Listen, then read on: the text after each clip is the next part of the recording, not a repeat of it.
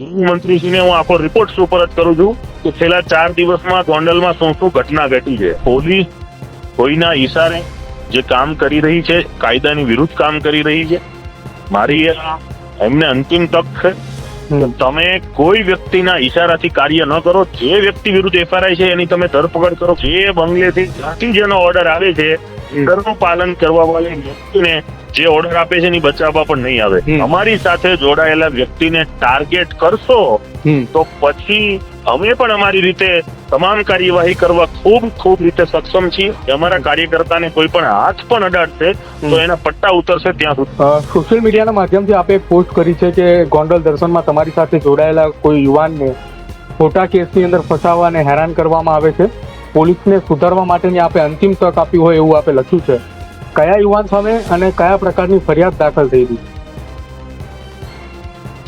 Gondal police સ્ટેશનમાં છેલ્લા 4-5 દિવસમાં અલગ ફરિયાદો દાખલ થઈ રહી છે. ને એ ફરિયાદમાં જે વ્યક્તિનો રોલ છે એમાં મારો કોઈ વિરોધ પણ નથી. એ વ્યક્તિ સામે કાર્યવાહી થાય, પરંતુ એમાં પિયુષ રાદડિયાનું નામ ખોલવામાં આવ્યું કે જે વ્યક્તિ મારી સાથે ગોંડલ દર્શનમાં હતા અને એના અલગ ખોટા ગુનાઓમાં ફિટ કરી રહ્યા છે.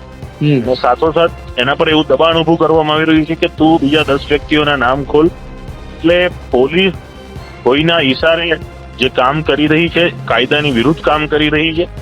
મારી એમને અંતિમ તક છે કે તમે કોઈ વ્યક્તિના ઈશારાથી કાર્ય ન કરો. જે વ્યક્તિ વિરુદ્ધ એફઆરઆઈ છે એની તમે ધરપકડ કરો, કાર્યવાહી કરો. મને કોઈ વાંધો નથી, કોઈ વિરોધ પણ તમે માત્ર ને માત્ર અમારી સાથે જોડાયેલા વ્યક્તિને ટાર્ગેટ કરશો તો પછી અમે પણ અમારી રીતે તમામ કાર્યવાહી કરવા ખૂબ રીતે સક્ષમ છીએ.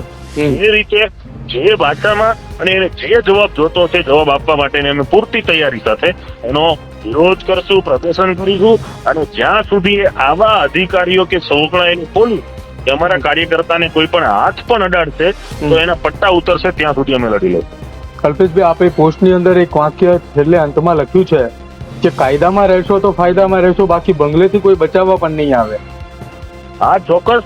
જયારે તમે કાયદામાં રહેવાનું શીખવાડો છો પ્રજાજનોને અને શાંતિથી ધંધો કરતી વ્યક્તિને ઉચકીને તમે ફેરવો છો, પરંતુ પોલીસ સ્ટેશન લઈ જાઓ છો, તમારા પાકિયાઓ મારફતે એની પાસે માર મરાવો છો, તો તમે સમજો છો શું કઈ તમે લુખાગીરી પર છો? કોઈના કહેવાથી તમે લુખાગીરી કરશો? એક પણ પોલીસના માણસે કોઈ પણ અમારી વિરુદ્ધના ક્યાંય પણ આડા ઉતરશે તો એને કોઈ પણ ભાષામાં છોડવામાં નહીં આવે. ને હું હજી પણ કહું છું કે જે બંગલેથી જ્યાંથી જેનો ઓર્ડર આવે છે ઓર્ડરનું પાલન કરવા વાળી વ્યક્તિને જે ઓર્ડર આપે છે એની બચાવવા પણ નહીં આવે એવી. એટલે તમે એવું આખી આ ઘટનાની અંદર સંદર્ભે તમે એવું કહેવા માંગો છો કે તમે જયારે 27 એપ્રિલના રોજ ગોંડલની મુલાકાતે ગયા હતા, એમાં ગોંડલના જેટલા લોકો તમારા સમર્થનમાં આવ્યા હતા, પાટીદાર સમાજના આગેવાનોના સમર્થનમાં આવ્યા હતા, જે પાટીદારોનો અવાજ દબાવતો હતા, એની સંદર્ભમાં તમે જે ત્યાં મુલાકાત માટે ગયા હતા ગોંડલની, એમાં તમારી સાથે ગોંડલના જેટલા લોકો હતા એને હવે વારંવાર ફસાવવાની કોશિશ કરવામાં આવી રહી છે, એમને દબાવવામાં આવી રહ્યા છે, એવું કહો છો આપ? જી, ચોક્કસ ફસાવવામાં આવે છે, દબાવવામાં છે. આની જે લોકલ ક્રાઇમ બ્રાન્ચની ટીમ છે, બીજી પણ ટીમો છે, બીજા પોલીસ સ્ટેશનની ટીમો છે, નિવેદનોમાં એમના ધંધા પર જે તપાસો તો એમ કે પ્રકારે ખોટી રીતે તમે જે તપાસને બતાવો છો, કોઈને ખુશ કરો, તમારી મોટા ઉપર ખુશી નહીં હોય ત્યારે તમે જેને ખુશ કરવા માંગો છો એ વ્યક્તિ તમને બચાવવા નહીં આવે. અચ્છા, આખી આ ઘટનાની અંદર જયારે હવે પોલીસ, આપ એવું કહી રહ્યા છો કે તમારી સાથે જે હતા એ તમામની સામે કેસ કરી રહ્યા છે, જો આગામી સમયમાં એની ઉપર આપ એવું કહ્યું કે દબાણ લાવવામાં આવે છે, બીજા 10-11 જણાના નામ ખોલવામાં આવે છે, જો આગામી સમયમાં બીજા લોકોના નામ ખુલે છે તો આપ એવું માનો છો કે આગામી સમયની અંદર પોલીસને સપક આપવા માટે અથવા ન્યાયિક પ્રક્રિયાના ભાગરૂપે તમે પણ ફરીવાર ગોંડલ મુલાકાતે જશો? ગોંડલ તો હું ઘણી વખત મુલાકાતે જવાનો છું. પોલીસ પાસે ખૂબ ઓછો સમય છે. છેલ્લા 2 દિવસથી પિયુષ રાદડિયાને પોલીસ સ્ટેશને લઈ લીધા છે, એની પર ટોર્ચર કરે છે. આજે અંતિમ તક આપીએ છીએ અને આજ સાંજ સુધીમાં ગૃહમંત્રીશ્રીને હું આખો રિપોર્ટ સુપરત કરું છું કે છેલ્લા 4 દિવસમાં ગોંડલમાં શું શું ઘટના ઘટી છે. આજ સાંજ સુધીમાં હું ગૃહમંત્રીને રિપોર્ટ સુપરત કરું છું. પોલીસને સુધારવા માટેની અમારી અંતિમ તક છે. આ પ્રકરણની અંદર અમે કોઈ પણ કાયદો કાનૂન વ્યવસ્થા બગડે એવું ઈચ્છતા નથી.